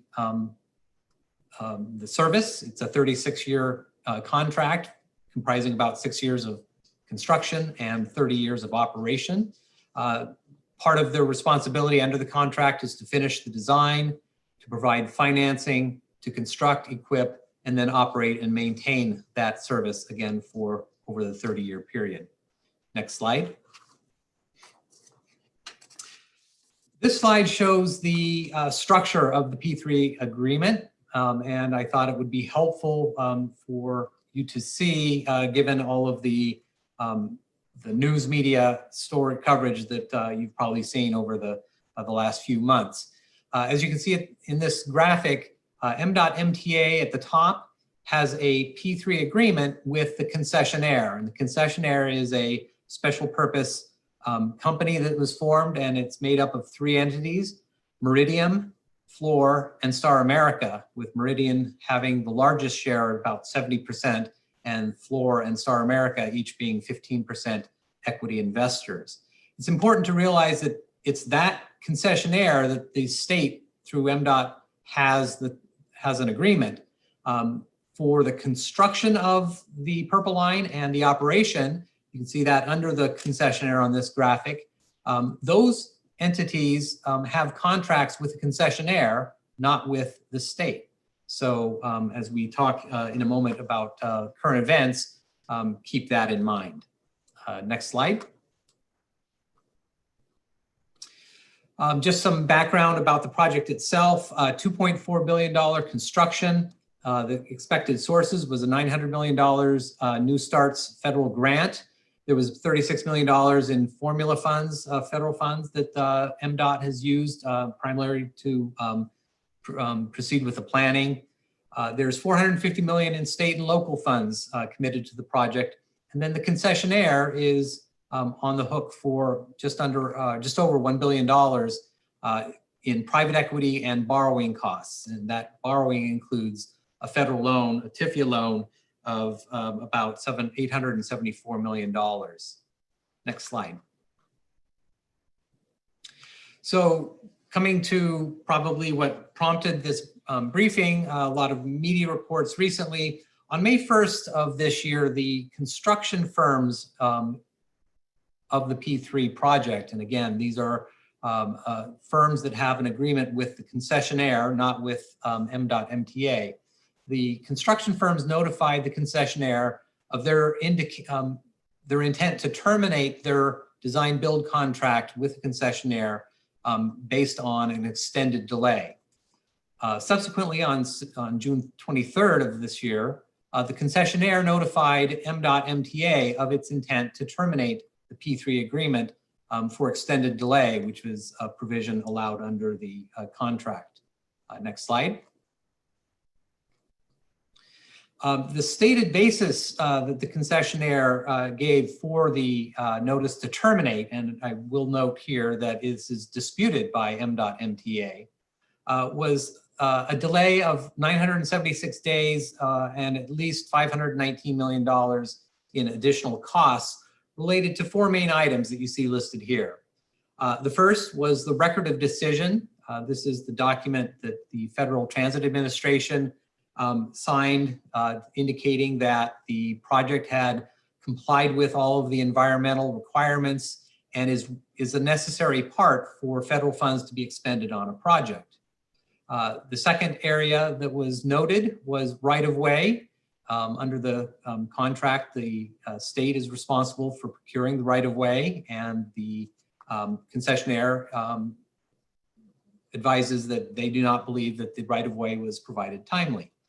And then the third item was related to CSX property, or portions of the project that is adjacent to CSX property, and that there were design changes that were done kind of in the middle of the design that caused additional delay and added expense. And then the final item related to an indication that they believed there was changing requirements on environmental permits through the Maryland Department of the Environment. Next slide, please. MDOT and MTA's response was on the 24th of June of this year. They notified the concessionaire of notice of concessionaire default.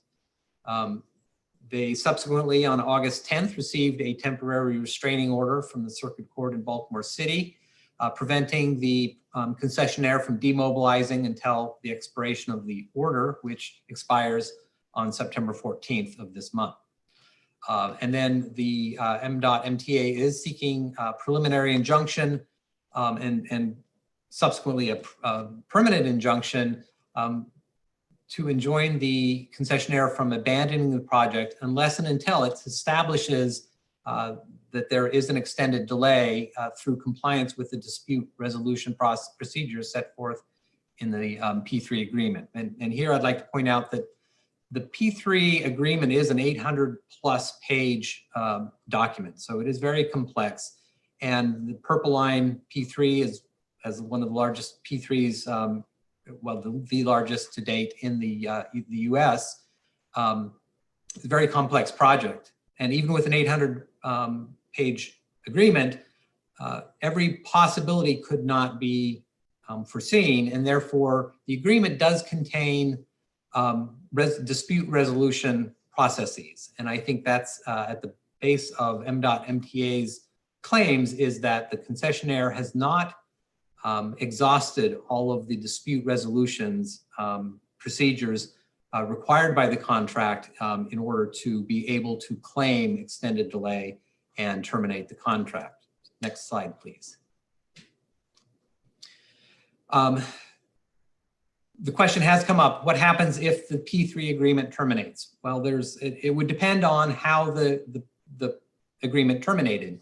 If it were terminated pursuant to an extended delay, such as the concessionaire is claiming, that would require MDOT MTA to pay back the project debt that was outstanding committed investment, and also provide for reasonable contract termination costs. Now, in terms of project debt, the concessionaire has issued $313 million in private activity bonds. However, of the $874 million in the TIFIA loan, none of that is currently outstanding. The first draw on that was expected in fiscal 2021. However, if the agreement were to terminate due to concessionaire default, which is what the MTA position is, that would mean that these three items would be handled differently. Project debt would still be covered. However, it wouldn't be 100%. The concessionaire would take a loss on some of that debt. The same thing goes for outstanding committed investment. There would not be 100% coverage of that. And at this point, none of that is outstanding anyway. And in that case of concessionaire default, there would be no right for the concessionaire to termination costs under the agreement. And then what happens if it does terminate? MTA might take over the project construction and then proceed to operate and maintain it. However, the lenders to the project also have rights. They could step in and assume the role of the concessionaire. And if they don't want to do that, and MTA is responsible, MTA could seek another company to basically take the place of the current concessionaire. So there's a lot of uncertainty. One of the things that will be certain is this would be an extended process to figure all that out if the agreement does indeed terminate. Next page, please. I guess that's it. With that, I'll take any questions, and I know that MDOT is on the line to also address questions you may have.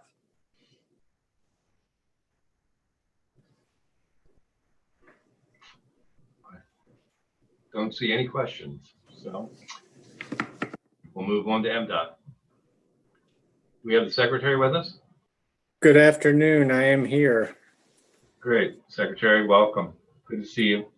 Good to see you all. I hope you can hear me okay. I'm not sure if you can see me. We don't use Zoom a whole lot, so I'm not sure if now I can see myself, but great. Thank you. Thank you for having us here today. Good afternoon, Madam Chair, Mr. Chair, members of the committee. Happy to be here today. With me here on the call today, I have Kevin Quinn, Administrator for MTA. We have Matt Pollock, who has been with us for about 2.5 months. He is our newly hired project director for the Purple Line.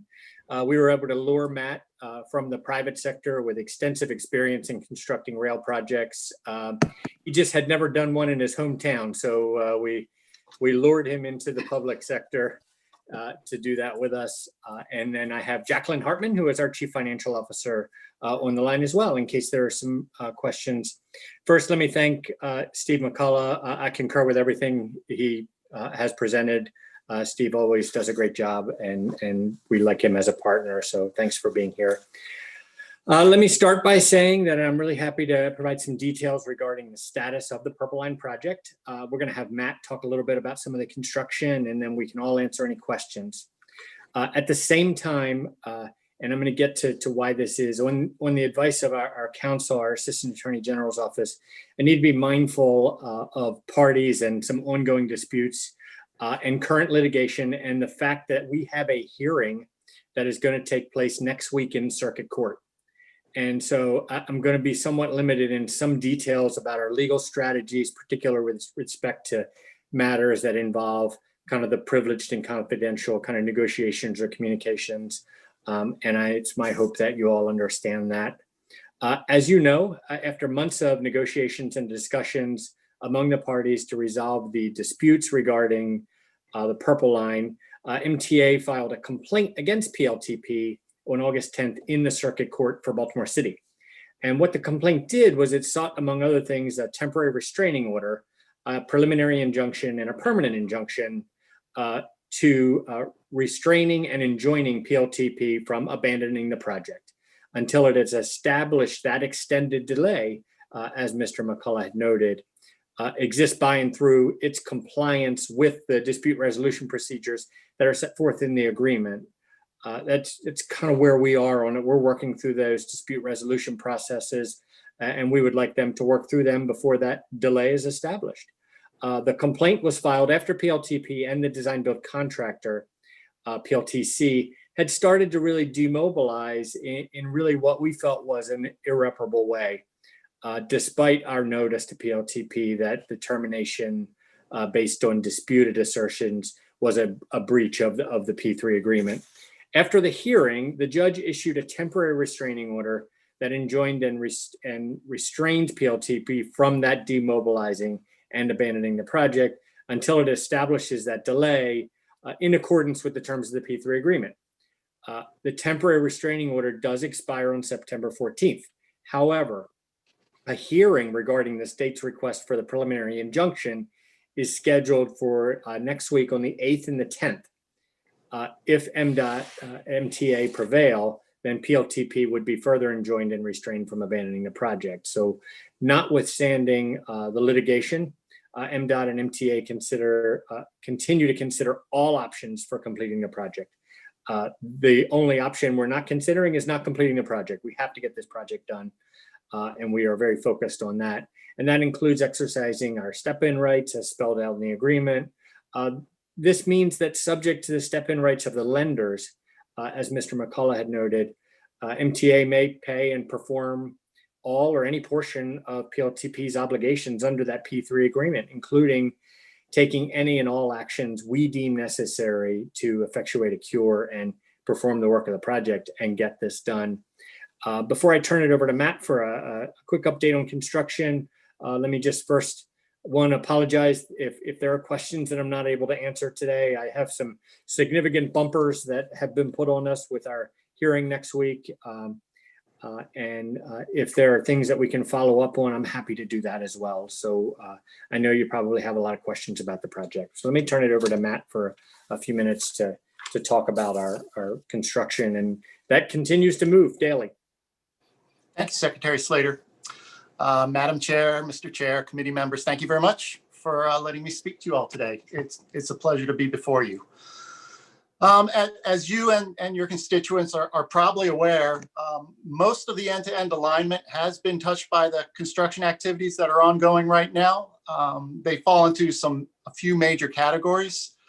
Areas such as downtown Silver Spring and the University Boulevard corridor, and areas such as out at Ellen Road, they're all experiencing pedestrian and vehicular impacts because most of the work in those areas are the utility relocations that are going on right now. In other areas of the alignment, there's a lot of wall work that's going on. Cast in place, mechanically stabilized earth walls, and these are all put in place to support both the alignment and the Capitol Crescent Trail that is going to be paralleling it in many of these areas. You also may have noticed a number of aerial structures that are being constructed. They're partially constructed in downtown Silver Spring.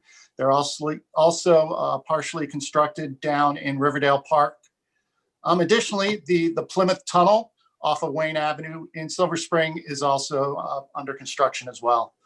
There's basically a lot of construction that still remains to be done. So MDOT will continue working to keep this project moving forward while we protect the rights of the state of Maryland. So thank you very much. Thank you, Matt. Now, I will say that myself and Matt and Administrator Quinn and our Chief Financial Officer, Jacqueline Hartman, are here to answer any questions you may have.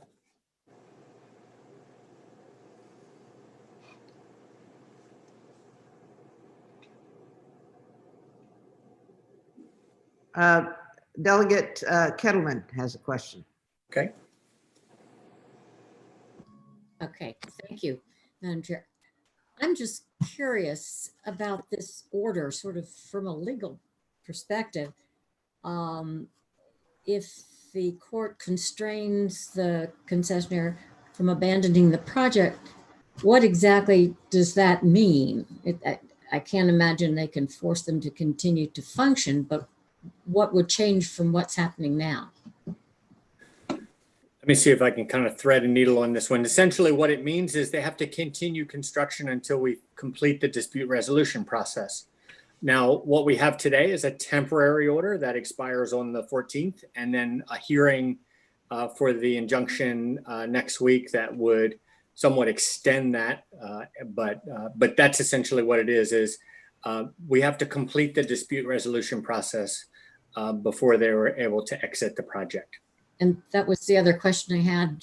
What does the resolution, dispute resolution process, what do you have to do? Is that arbitration? So there are several steps all the way through, and so there are a variety of claims that are in different stages of those steps. And so as you get through, so there's a ruling by the our procurement officers is kind of the first step. Then we go through and we get some outside assessments and those types of things, some forensics looking at claims, those types of things. But maybe Matt and Kevin can kind of help me. I'm on the last step, but there's about 3 or 4 steps in between. Matt, do you want to walk through that? Sure, absolutely. So we start with the process at the contract level, and the contracting officer will review the request and evaluate it for both administratively and technically. Administratively, certainly, you have to turn it in a timely fashion, so it gets reviewed that way. And then from there, you are reviewing the merits of what they're requesting.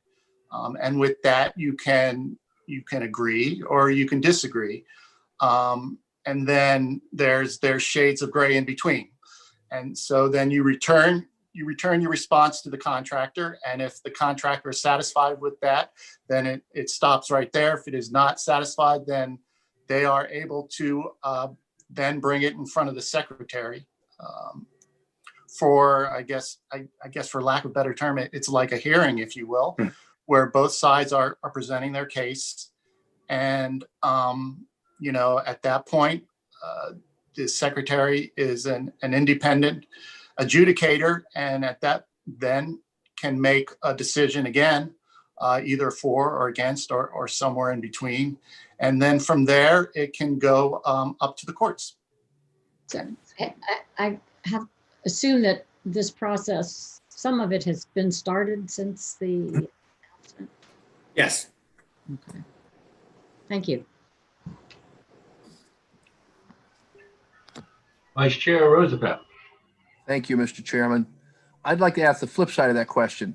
Okay. If we lose the next time we go to court, what happens? So next week, if we lose, I think there are a variety of paths that we have. I probably am not permitted to talk about kind of the legal strategy after that, but there are a variety of paths that we would take to protect the state and to continue keeping the project moving. Thank you.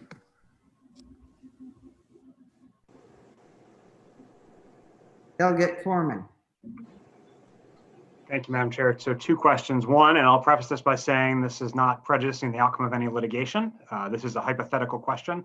Hypothetically, if something were to happen to the P3 concessionaire that they walked away from the project and the state had to step in, could you describe in a little bit more detail what that would look like in terms of short-term costs that the department would face and takeover rights on the federal support, including the TIFIA loan and the private activity bonds? Sure. So thank you. So I'm going to make sure I understand your question correctly. So there are costs if the P3 dissolves, essentially, there are costs to the state. You would like to understand what they are, and then 2, kind of how that works in terms of the debt and the federal funds. Okay. Yeah.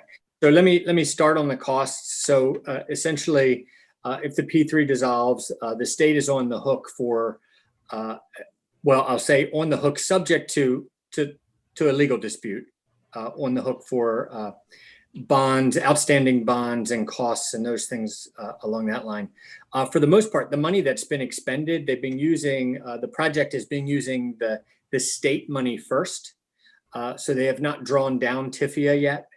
And they have not, I don't know the answer to whether they've drawn down some of the bonding yet, but I know they've been using the state funding first.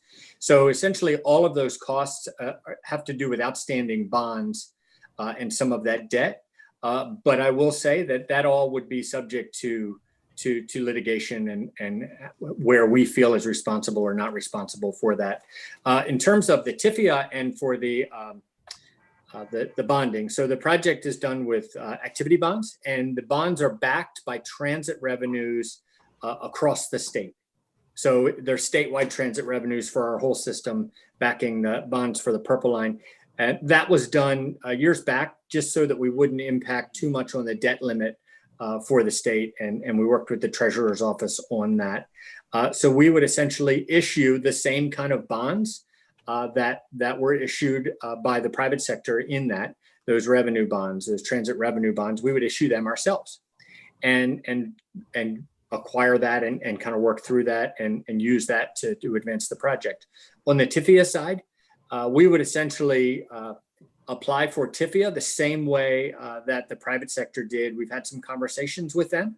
The interest rates on TIFIA are much better today than they were when the start of this project came about. So we feel that there are some advantages there as well, but we'd be a government client for TIFIA. So the process is a little bit faster than it is for the private sector.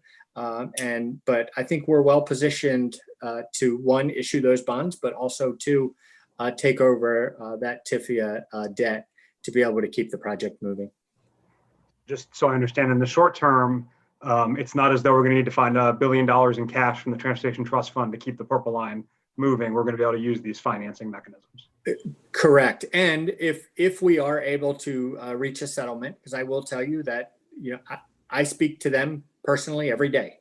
I spoke to the chairman of their board just this morning in trying to figure out if there's an opportunity for a settlement, and she's working back through her contractors and that group as well, and to see if there's an opportunity for us to settle. Now, if there's a settlement reached, then the idea is to take that settlement and weave that back into the availability payments and the existing financing that are there as part of that settlement. So we're not in a position today that in either path there will be a large cash need up front that would impact us in other ways, because that would be very concerning right now. Right, and I don't want to talk about litigation or settlement because I'm talking about hypotheticals here. Sure. Madam Chair, if I could just ask a quick follow-up. Thank you. So the litigation's with PLTP at this point, or PLTC? Well, our contract is with PLTP, so it is with PLTP. Okay. And who's the majority party of PLTP? Meridian. And are they involved in any other P3 that the state is currently pursuing? They are one of the teams pursuing our Highway P3. And they were shortlisted by your department? We shortlisted all 4 teams that came after that. So while you're in litigation with them on one P3, you shortlisted them on the other P3? As a We team did. member? As a team member. They are a minority team member in the highway P3 that it's more on the financing side. That's not really part of the kind of the decision-making process on their team. I imagine it's just more of a minority financial partner. Thank you, Mr. Secretary. Thank you, Madam Chair.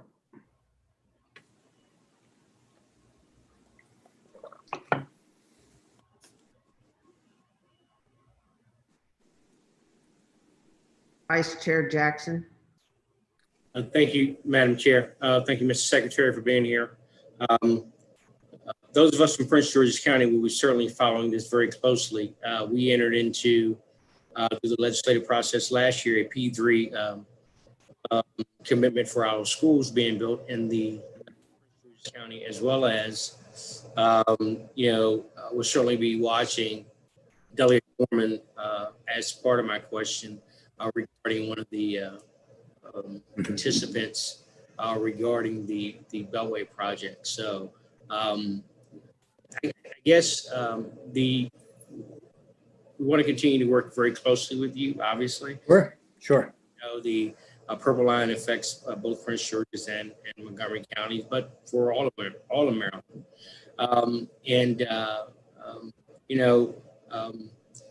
With a lot of things going on this year, this I don't think I have to say this, but I'm going to say this. I mean, this is not very reassuring for us moving forward. We had the meeting with you, the CTP meeting the other day, obviously there are some concerns, even though you have some built-in,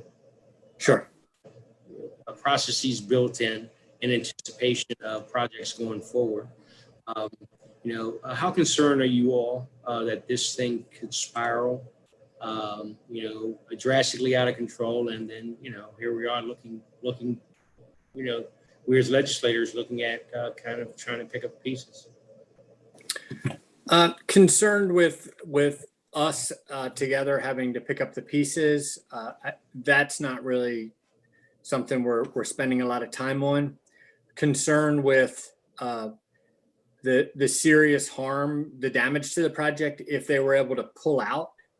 I think there is serious harm to the project, really, in many ways, harm that's hard to reverse. And that's really why we're trying to push back in terms of keeping the project going and working through the dispute resolution process or reaching a fair settlement. In my mind, my focus is just really trying to get the project done. The legal process is kind of working their way. But I think what you're asking me is am I concerned that the project is going to fall apart and then just kind of sit there as an unbuilt project? No, I'm not concerned about that. What I'm most concerned about is finishing the project and getting out of there in a really, really timely manner, because the people that live along these corridors, they don't deserve to look at a construction site. Absolutely. Thank you, Mr. Secretary. Madam Chair. Delegate Kittleman. Well, thank you, Madam Chair. I was a bit surprised to hear you say that part of the financing will be done with revenue bonds backed by the transit revenue, because I'm surprised that the transit revenue, it's not going to back a whole lot of bonds. From my recollection, it's not a large amount of money, and I wondered how much you're expecting from that. Plus, you were responding to Delegate Corman's question. The revenue from MTA is part of the TTF, so to that extent, it will impact the Transportation Trust Fund, unless I'm confused.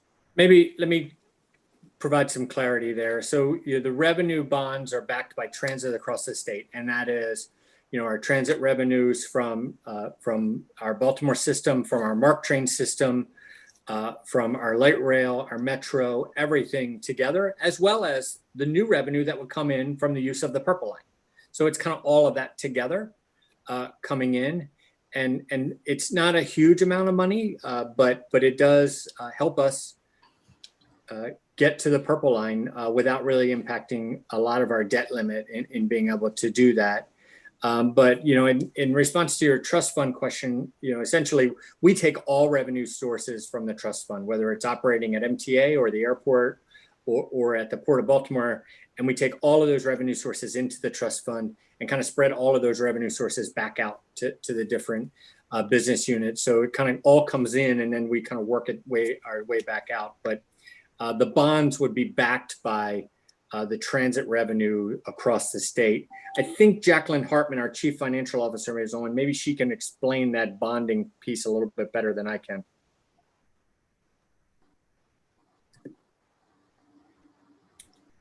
Maybe not. Thank you. Thank you.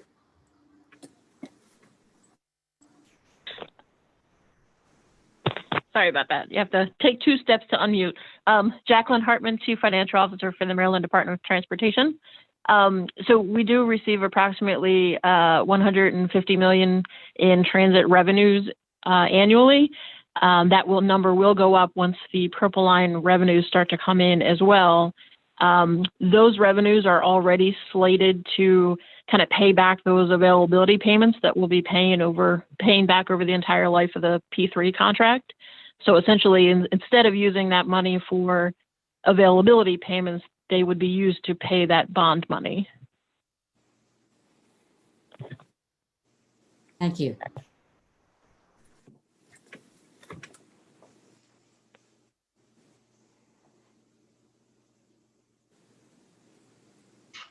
Madam Chair, I don't see any other questions at this point. So I think that will bring us to the end of the hearing. Do you have any final comments? No, just you're muted. The only, thank you, Mr. Chairman. The only thing I would ask of Secretary and Kevin, if he's still among us, is not related to the Purple Line, as you can bet. Have you been able to settle on a time to do a presentation to the Baltimore City and Baltimore County delegation about the proposed cuts in service to MTA? Let me hear from Kevin. I know Kevin's scheduled to brief the Baltimore City Council next week. And then I think he was working on some times. Kevin and I are both arranging some times as well with some individual members of the delegation. I know we're working on a time with Senator McCray. That may be tomorrow or it may be Monday. I'm not certain, but yes. And I will tell you that as we're still working on those, if there are materials that we can share, we're happy to do that.